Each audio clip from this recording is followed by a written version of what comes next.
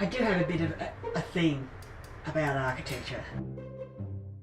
I'm not sure if I'm rebelling against architecture, but I like the fact that I'm using it in a different way to what I normally am trained to do.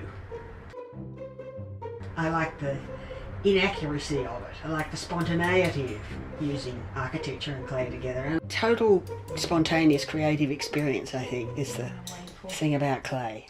I think I usually work just developing piece by piece. There are times that I can look back in hindsight and say that I've changed. There's a moment I can see the change. And one of those change moments for me, I think, was when I had the Rome studio, the Australia Council studio, in 2005. Before that, I was making quite colourful work of a single form. I was sort of concentrating on the house form, the sort of archetypal house, and after that, the forms became more complicated and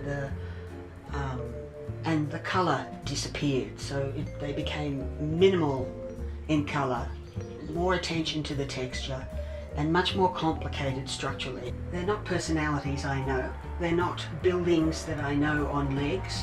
They're a combination of a whole lot of things about architecture.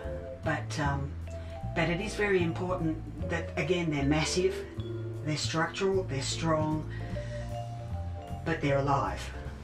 Definitely the animation is very important to me, and it arrived with the legs. Yes.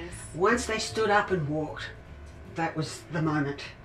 And they are never ever going to lose their legs anytime soon, as far as I'm concerned. They are alive. I call them creatures. I give them names. And they love to move around in groups.